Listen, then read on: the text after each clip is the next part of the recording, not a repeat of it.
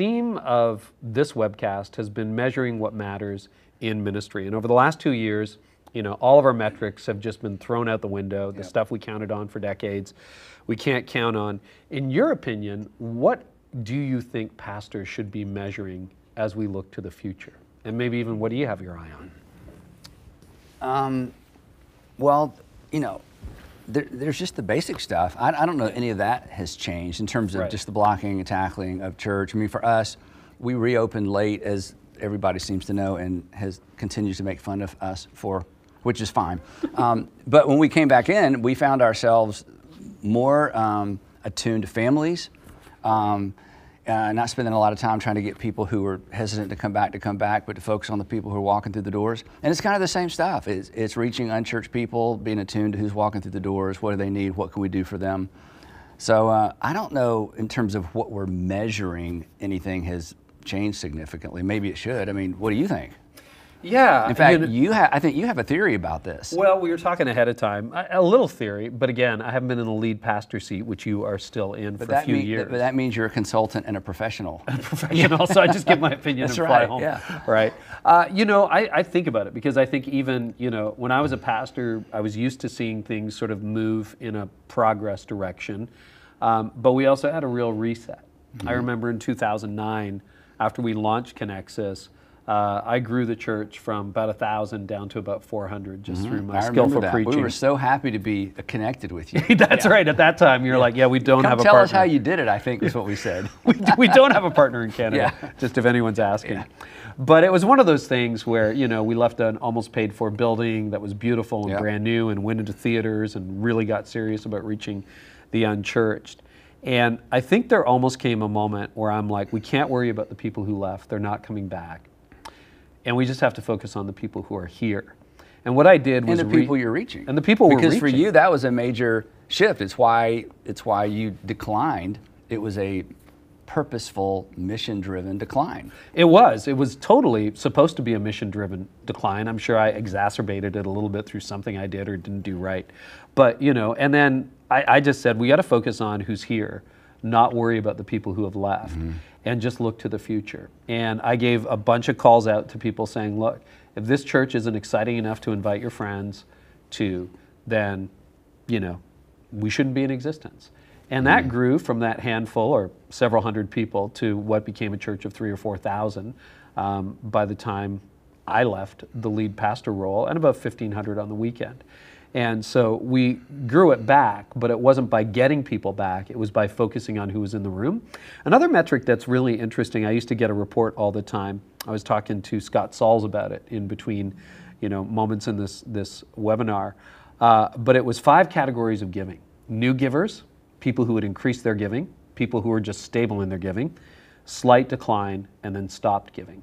And the stories were always on the margins. People who were new, and I'll bet, at North Point, you have new givers that you never had before. You've got people who've increased their giving, which is probably a sign of devotion. You've also got people who have fallen off, which you would think, they just don't like us anymore.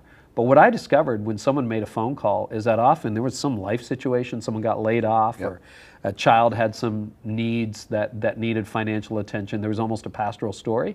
And then even for the final column, the people who were leaving, there was that. And then I would also track new baptisms and new people who are taking steps. So new people, so maybe the number's smaller. So you're saying these are the things that you measured then that you think we will probably just always continue to measure. Does that make sense? Yeah, in fact, this morning, Joel Thomas, who just came back to take Buckhead Church, he did a similar thing in Gilbert at the church he was pastoring before he came back to work for us. In fact, we had the discussion this morning about because when people stop giving, there's always this sensitivity. You don't want them to think, oh no, we're just after your money, and they haven't heard from us in any other capacity, and suddenly they stop giving and they get a phone call. That's just weird, right?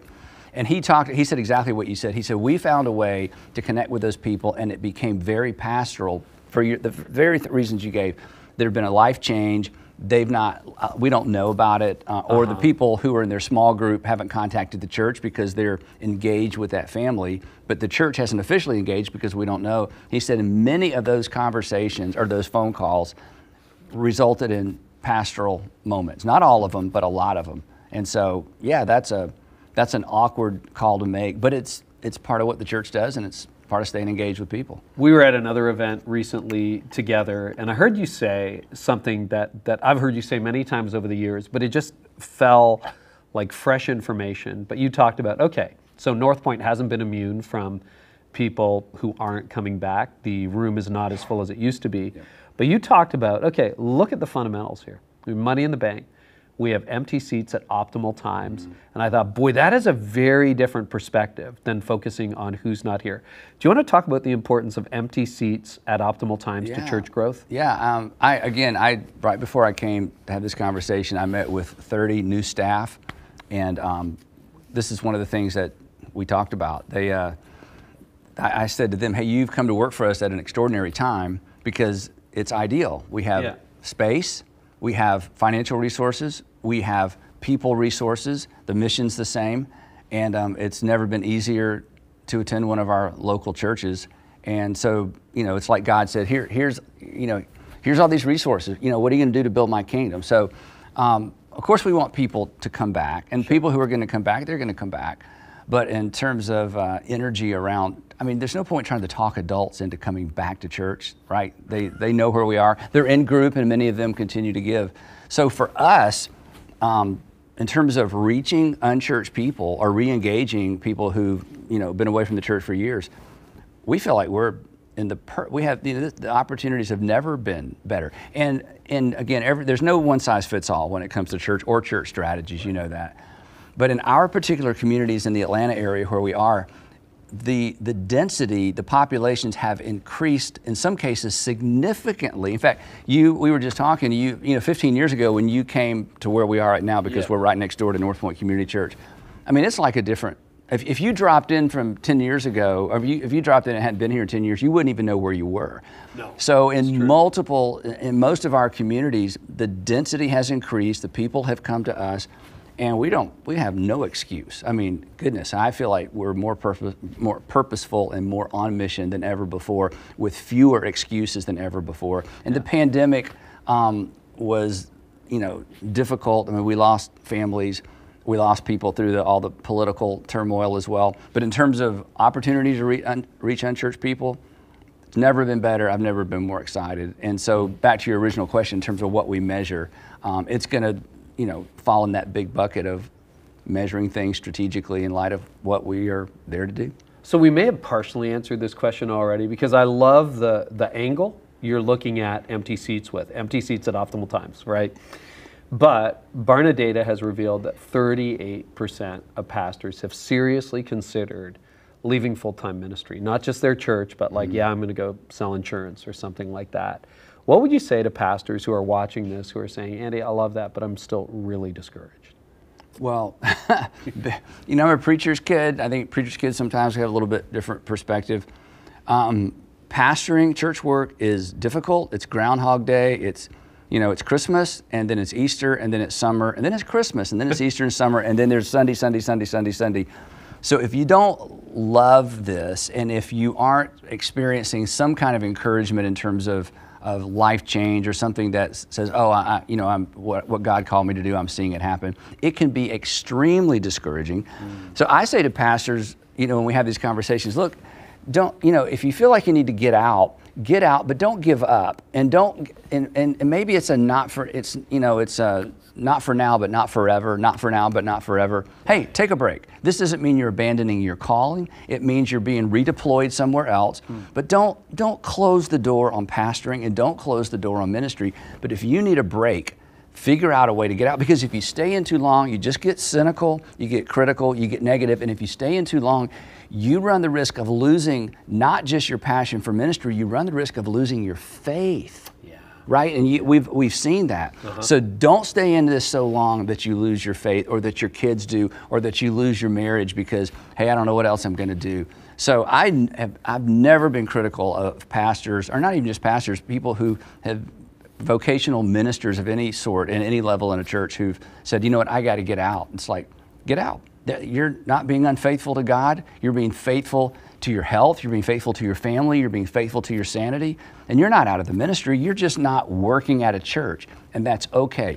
But don't close the door permanently in your mind or heart about your involvement in the local church, because new seasons bring new energy and new opportunities. So that's, you know. It's another fresh take. Personal question. Why haven't you quit? You've been at this for a while. Yeah, gosh, I don't want to quit. I shared this with the group we were with last week, and I'm not making this up. If Sandra were here, she would tell you, I have never been more excited about Sunday morning. Wow. I just, I love preaching as much as I've ever loved it. I've loved preparation. I love showing up. And it's interesting because there are fewer people. We're running about 60% of where we were in 2019. And that just doesn't bother me. And it's not because I'm so mature and so spiritual. I think I just love church. And because, we quit meeting, in person for so long, I missed it. I love being back. I feel like we have more opportunity than ever. And the people who are there I feel like they're more missional and more missionally engaged, because the people that quit coming were, the people that were probably coming once a month or, every once in a while anyway, maybe, I don't know that for sure. Uh-huh.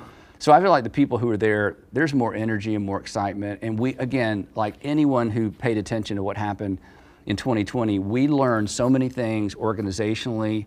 We learned so many things in terms of how to do some things more efficiently, better, and we're bringing all that new learning into what we're doing now. And I've never been more excited or more energized, so I don't want to quit. I think one of the first books I ever read that you wrote was Next Generation Leader. You've been passionate about next generation leaders for a long time.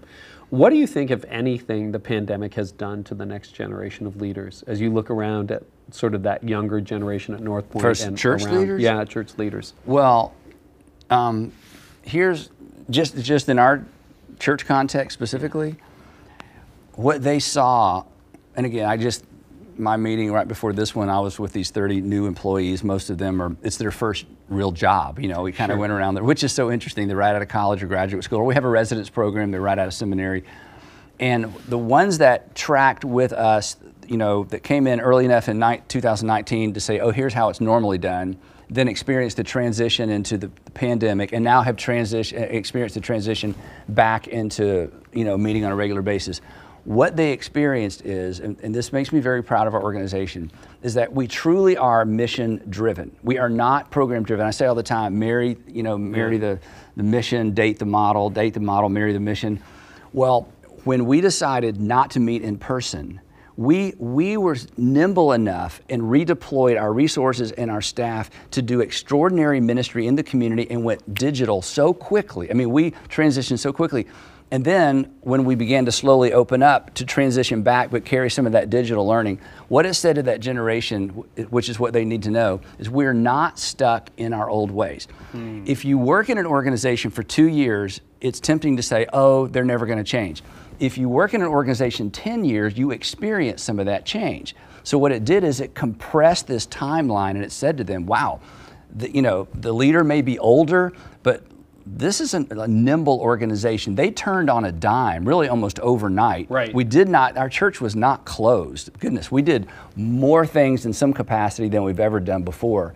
And so transitioning to digital with community impact, transitioning back to live with community impact, digital to live, it was a lot of change, but it was because our mission wasn't to have a Sunday morning service with people shoulder to shoulder in a room. That's not our mission. That's a model. And we were able to abandon that part of the model for the sake of staying on mission during the pandemic. So for millennials, we're all kind of tired of that word, for the 30-year-olds and especially the 20-year-olds, it was like this, then it was this, then we're back to this.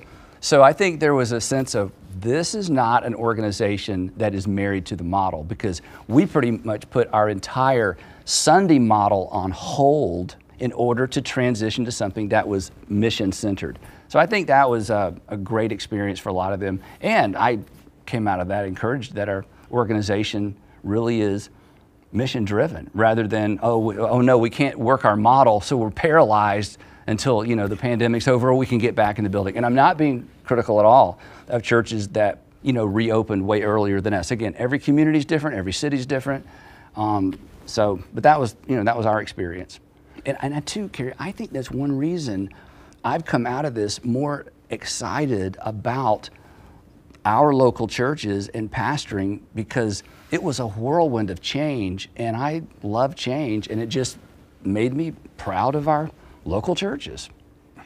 So as we look to the future, and you think ahead, are there other parts of the model that you want to re-examine, or you think may not be as promising as they once were? Our ministry model? Yeah. We are in, well, you know us, we're in constant conversation about that. We really are. And I can't think of anything specific that I would say, hey, we're not going to do this anymore. We developed some skills during the pandemic, and we didn't have in-person services for a little over a year. Yeah. So it was a long stretch. And so we developed we had a bunch of reps with digital captures that I feel like I got better with working off teleprompter. We learned how to capture in our auditorium with about 40 people and make it feel like, the room is full. So we will continue. It just created some skills that we'd never had to develop. This sounds crazy, but many of our campuses, we have large open spaces, lawns. Like we have 4 acres of grass right out in front of North Point. And occasionally in the past, we would take advantage of that space.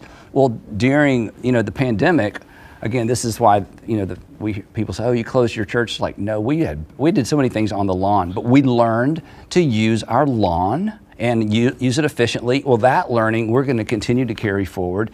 We created a brand new Christmas tradition during the pandemic that we did outside, and it worked so well. We did it this Christmas as well. So, again, we haven't abandoned any pieces of the model. Because again, the model isn't programming. The model is a model that you adapt programming and develop programming for. So, I can't think of anything that we, would abandon in terms of the model specifically. Well, you're one of the finest communicators I've ever heard, and many people have ever heard. Talk about the difference between speaking to an empty room teleprompter versus a live crowd. Were you glad to see the live crowd back? Or oh my goodness, yes, goodness. But so, and this may be irrelevant, so just stop me if this is too much. So, the first couple Sundays, because I've spoken to empty rooms before. I mean, you do that from time to time. But unfortunately, I did what you normally do. I tried to do something new the old way, and it was horrible. So I went after the 3rd week to 100% teleprompter. So for almost a year, I preached teleprompter messages. I scripted out the whole thing. I still used the OLED on stage, but I was reading my sermons, and I got good at it because I would always watch it, and I learned what to do with my eyes. I learned to look away. I learned to walk around. I didn't pretend like there were people in the room. I didn't look around like the room is full. I didn't do that. That's not good. So it was straight to camera, but it's 35 minutes of reading a teleprompter without trying to look like I read a teleprompter. And that's a skill. Well, it is a skill. It's a skill you never develop unless you have to.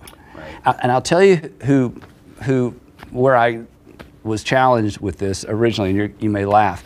Years ago, Glenn Beck had his 4:30 or 4 o'clock show on Fox News. Right. He was doing this thing. He wanted to do some big thing for religious leaders on the mall in D.C. And so he invited a bunch of us. He wanted to have a meeting. So that meeting, I never participated in what the meeting was about, but part of the visit, we got to sit in on a show. And I watched Glenn Beck use a combination of teleprompter and live, and it was brilliant. Regardless of what you think about Glenn Beck, it was, and I came home and I told our team, I want to learn to do that. I want to learn as a communicator to be able to leverage both genres at the same, it was so amazing. So I began, working on teleprompter skills. Well, then COVID comes along, and it's a good thing, but it forced me to manuscript, read it without looking like I'm reading it, and then when all that went away, I was so happy to, communicate to a live audience, but I still am able to do that. And now when we do our one-offs or when we do promos for stuff, it's a muscle I exercise for a year. And as a communicator, you want to get better and you want to learn new things, and it forced us to learn some new things. Shifting gears a little bit, you talk a lot about your father, Charles Stanley. And he just stepped back from full-time vocational ministry. Finally. This past fall, 89. 89. Yeah, he was 88, and he finally said, I think I need to But it was during his church, First Baptist Atlanta, was still closed down because of the pandemic. They hadn't reopened. So unfortunately, he resigned without the church meeting. So he didn't get to preach his last sermon. He didn't get to walk out there in front of the audience and say his fond farewell. So we wrote a script together and he recorded it. And so I hated that for him, that he didn't get to have his final Sunday after being the pastor there 50 years. My goodness. But he knew, you know what, I'm probably not gonna be able to go back. And he'd already put a successor in place, so all of that was, it was smooth, but 89. But I used to say, Dad, you've got to retire so I can retire. I cannot retire before you. So please, don't, point. I'm not gonna do this till I'm 89 years old. But he's just bored, so. So think about legacy for a moment. And, you're going to have a legacy. We all have a legacy one way or the other. And we've seen a lot of instances of pastors who've had a very different legacy than anyone would have hoped for. Yeah. What are some keys in your mind to finishing well? Finishing well or legacy? Well, take it how you want. Well, just thinking about our churches as an organization, it needs to be stronger than ever, more focused than ever, better staffed than ever, better led than ever, better preached than ever. So part of my responsibility is to hand those things off in a timely way so that when I disappear, ideally nobody misses me. Right. Hopefully, even if they don't remember me, they don't need to miss my leadership. They don't need to miss my communication. So part of my responsibility is to hand it off. And again, as you know, in large church, there's the preaching piece, the communication piece, and there's the leadership piece. And so I carried, I wear a lot of the mantle for both of those, and I'm slowly, transitioning or, handing some of that off. So success, of course, is succession, and that's the goal. You're right. That is part of your legacy, because a lot of people. In terms of legacy, I hope my legacy, a part of my legacy is, we're not sure when he left, but it's as good as it's ever been or better. That's a really good point, because often pastors wait until the point where it's a shadow of what it was, COVID notwithstanding. Right. Here, you take this. Right. So you're saying part of that is I would feel like a failure if that were the case. Right. And time will tell, right? And nobody knows what tomorrow holds. But to your point, we've seen it done not so well, and we've seen it done well. And when I meet with our new staff today, again, I keep referencing that. One of the things I say to young staff is, you're going to feel like from time to time nobody's listening to you. You'll have all these great ideas, and your great ideas don't get implemented, and you're going to be tempted to think they aren't listening, they don't care. And I say to the new staff, I say, look at me, I am they. And if you will, just for a minute, put yourself in my shoes, could anyone possibly care more about this church than me? And the answer is no. I love our church and I love our organization. So when you hear that little voice in your head says they don't care, you just remember, I am they, so to speak, and no one cares more. So in terms of legacy and success, because I love our churches and I love our organization, the continuing effective ministry is beyond me is success for me. I mean, that's the way I think about it. And I genuinely feel that way. And for founders, it's a little different than somebody who, comes to a church and inherits a model and everything else. So it's a little bit different and it's trickier. And succession in a multi-site church, as we're learning, can be very tricky. And again, this is a relatively new thing for founders of multi-site churches to transition. And it's interesting to see how well it's done and how unwell it's done at times. And it's generally nobody's fault. It's new territory.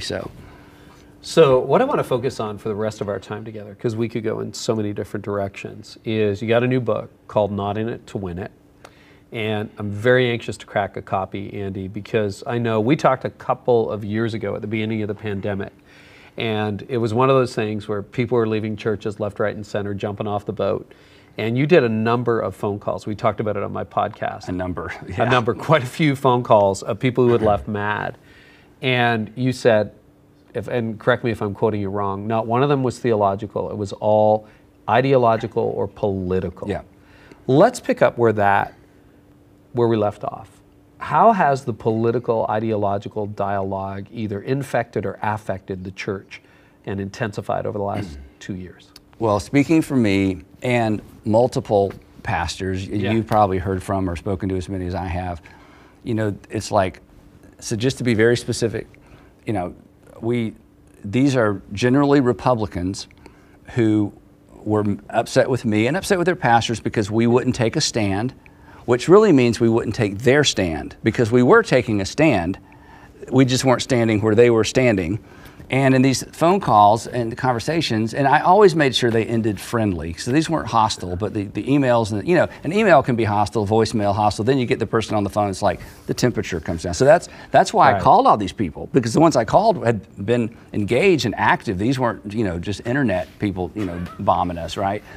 And to your point, once we got past all the rhetoric, they were just mad that I wouldn't take a stand and that I had bought into the Democrats' narrative, and we were shutting down the church because the government was forcing us to. And I'm like, state of Georgia, the governor never asked us to shut down.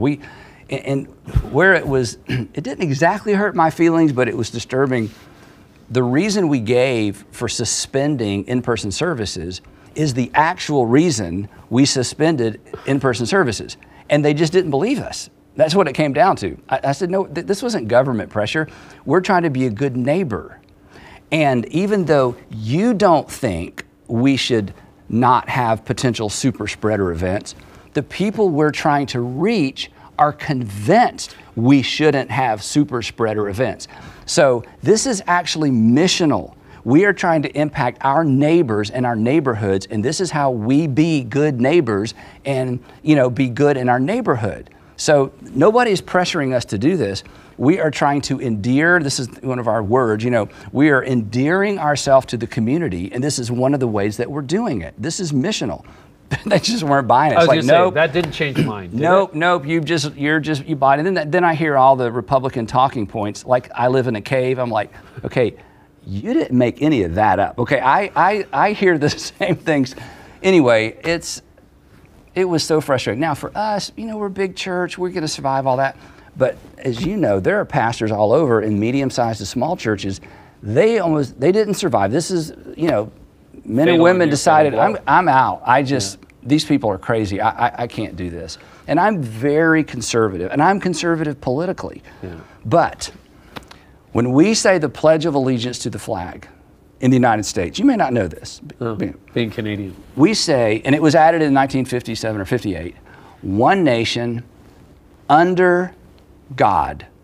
Every time a conservative Republican says the Pledge of Allegiance, they declare what we were modeling. It's one nation, but it's under God. I mean, and no one would disagree. It's duh. It's God first, nation second. No one would disagree with that. That is what fueled and drove our decisions. And when a family, a community, or a nation is under God, it's a better family, nation, and community. And the responsibility of the church is to be the conscience of the nation so that the nation is blessable under the canopy of, following God. And I'm not quoting scripture. I don't have any verses to back that up. That's just, wherever the church thrives, people thrive. And wherever the church has influence, people thrive. And so, but there was just a group of people, they were not buying it. They still don't buy it, and I hope they come back someday. So I don't know how long you've been talking about this, but this is not a new concern of yours. I remember series that probably go back a decade where you would try to talk about the divide that existed. It's probably only intensified over the last couple of years. Yep. Why do you have a theory on why people are more passionate about their ideology than their theology? Yes, because there is no money to be made in the middle, and you can't even market anything in the middle. Wow. Right? You market and make money on the extremes. I'm not knocking anything. That's just reality. There's nothing in the middle, but except that's where you solve problems. Problems are solved in the middle. Shared experiences happen in the middle. I have that sense of, oh, I didn't know that. Oh, I didn't know that. I always thought. You learn in the middle, but you market and you make money in the extremes. So during a political season, all the money and all the influence, it all runs to the extremes. And then add to that, ginning up things that are on both sides that are not true. And it's the fear factor. And you gain followers with this message. So anybody that's looking for a message to gain followers, here's how you do it. Here's what's going to happen if you don't. And I'm going to ensure that it doesn't. Here's what's going to happen. Here's what's going to happen. But I'm going to keep that from happening. So I'm going to give you something to be afraid of, and then I'm going to offer myself as the solution. That's how you win elections. That's how you raise money. That's never going to change, and I'm not even trying to change that. But Christians should be smarter than that. This isn't new. We've been manipulated that way by products, by politicians. This isn't new. But you would think Christians who, the command reiterated and repeated more than anything else in the New Testament is, fear not. Fear not, I am with you. So we should have the objectivity as believers to listen to all that, laugh about it, joke about it, vote for our candidate of choice, but not fall for the, here's what you should be afraid of, but fear not, I'm here to keep that from happening. So, goodness, it's just disappointing, because the church, and when I say the middle, people immediately quote Revelation to me, don't be hot or cold, but lukewarm, you're lukewarm. I'm like, that's not what Jesus was talking about. But anyway, the middle is where people understand other people. The middle is where ministry is done. And it's not about compromise, it's about loving people. And you can't love on the extremes, because the other trick is this. In this world, the goal, and this is very important, the goal is always to look like you're losing. The goal is never to win. If you win, the tension goes away. You can't raise any money. You can't get more followers. Yeah. So the goal is, there's an enemy and they're winning. So you need to buckle down and you need to swing further left or further right, because we're losing. The goal is to appear as if you're losing so you can gain more followers and raise more money. And that's absurd. And most Americans should be smarter than that, but Christians, again, none of this is new, right? No. So, but has it intensified? Oh yeah. Like I read, intensified because of social media. Everybody has a microphone and an opinion. That's the new thing in the mix. So and that's not going to change. Well, Doris Kearns Goodwin, the historian, she wrote Leadership in Turbulent Times. She argues that Lyndon B. Johnson, 1960s, was the last politician who really did a good job of going across the House, because that's how the Great Society got passed, etc. So much civil rights legislation and progress was made in that area. In the 90s, another theory, Congress, people of Congress who went to Congress, they stopped living in Washington. Yep. And they started going home to their their relationships evaporated. Yeah, talk about that. Yeah. Well, there's no shared experience. We're not friends anymore. Only time I see you is when we're arguing about something, and then I go back and surround myself with my constituency, and you go and surround yourself with your constituency and get them all ginned up, and it's a recipe for division. The argument was, even in the Reagan era or the early Clinton years, I might be on one side of the aisle, you're on the other, but we see each other at the ball game, we see each other at church, we see each other in restaurants. When you no longer live in Washington, shared experience. That shared experience. Do you argue, or could you argue, because I haven't read the manuscript, that got intensified during the pandemic because we didn't see anybody? It was me and my little loop with people who were more extreme than me. Well, it's a perfect storm. We had amped up racial division and issues, which were real and important, political, and the pandemic, all together at one time. Yeah, and isolation, and 800,000, 800,000 people died, and vaccine, no vaccine, 1, 2, 3 doses, no doses, and then all the conspiracy theories.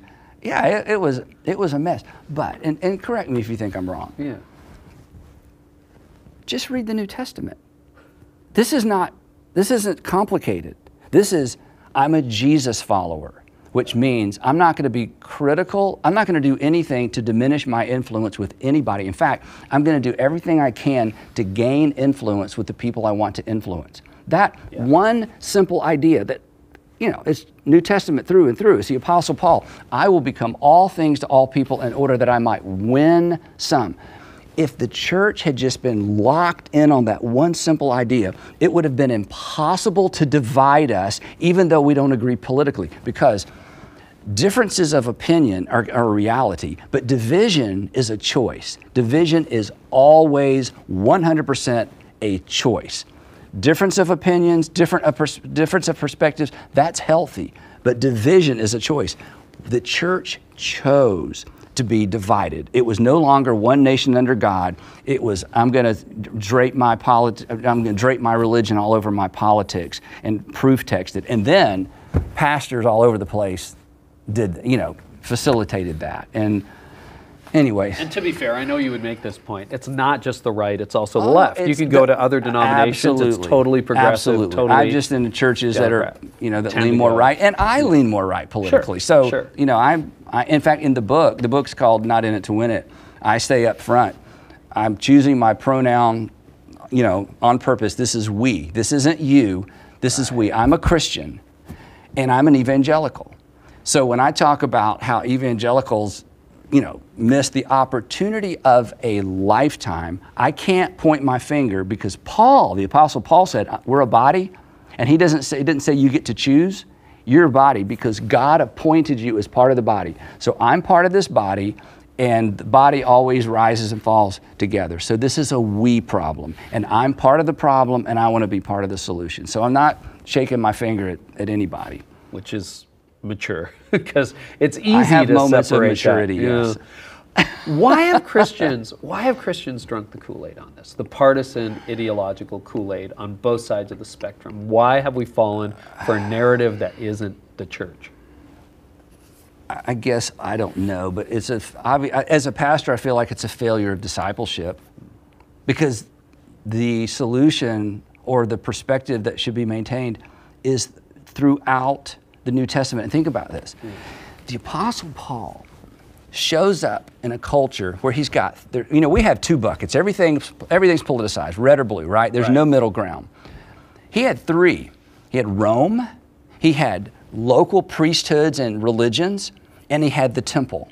Yeah. And he refused to get in any of those buckets. He was attacked from all three sides, and he refused to go either way. And that's why we're still talking about him. And it's why his literature, his letters, shaped Western civilization. If he had gone empire, local priesthood, or temple, we wouldn't have heard about him. And so, and then again, the other thing is too, you follow Jesus through the Gospels, and both sides, we're trying to have a piece of Jesus. I want you to, whose side is he on? And he refused. That's why we're still talking about him, because he's the Lord. He's not a constituency. He didn't, when he said, I'm going to build my church, that means this is something brand new. This is something unique. It's not going to fit in any of the buckets. And as Christians, we should be politically active. We should be socially active. We should vote our Christ-informed conscience. But at the end of the day, I should have more in common with Christians who are on the other side of the political divide than I have with people who are not Christian. Right. But one of the things I say in the book, hey, would you be more disappointed if your son or daughter lost their faith or changed politics? We know the right answer to that. I don't want them to lose their faith, but I don't want them to become a Republican. I don't want them to become a Democrat. Well, which one would bother you most? Is it one nation under God or one God under nation? And we know the right answers, but it becomes so emotionally charged. And I'll shut up after this. No. When Jesus in John 17, he could have prayed for anything. The only time we catch Jesus praying for those that will come to faith through the testimony of the apostles and the generations after that, the only thing he prays for is unity. The enemy of the church is not a political party. The enemy of the church is disunity, period. Because imagine what would happen in our neighborhoods in our country if the church came together around the Great Commandment, the Great Commission, red, yellow, black, and white, Republican or Democrat. Hey, you'll never divide us. You can market to us, you can bait us, but you'll never divide us. Well, when that happens, the world begins to change. And during the pandemic, it's why I believe we had the greatest opportunity of our lifetime as the church to make a difference. And we got in a spitting match with mayors and governors and local municipalities and the other party, and we missed an opportunity. So I'd be tempted to close right there because it's such a hopeful note. But I want to ask you one more question. There is hope. There's always hope, right? There's always hope. Why do you think so many people are looking to theocracy, the government, as the answer? In other words, a government infused with Christian values, or Christian as on the Supreme Court, as president, in Congress. Why do we see the fusion of church and state as the answer? Or not everybody does, yeah, but no, many people do. More, I've seen it more. I have a degree in history and political science. I'm seeing it more. You probably have a better moment. answer to that than I do. No, I mean, it's never worked. I just feel like, you know what, my opinion, we have married people to the Bible. We have not married people to following Jesus. Because if you decide I'm going to be a Jesus follower, there's no room for any of that. There's zero room for any of that. Because Jesus was so clear, the Apostle Paul was so clear on all of these things. And when the Apostle Paul's eyes were open on the road to Damascus, he saw everything different. Think about this. Yeah. He went from someone who could leverage violence for the sake of doing God's will to someone who abandoned all things violence as a Jesus follower. Because there's no room for war imagery. There's no win for, conquer and divide imagery. There's no room for, hey, if we get the right person in, the world's going to change and we're going to, Christianize America. All that nonsense. All you got to do is read the New Testament. And there is a way forward, but that is not the way. That is basically leveraging the rules and the ways of the kingdoms of this world to somehow create an end that represents the kingdom of God. And Jesus was so clear. He was the king who came to reverse the order of things. And the moment we try to unreverse, we become a constituency and a voting block, and game over. Andy, I can't wait to read the book. It's called Not In It to Win It.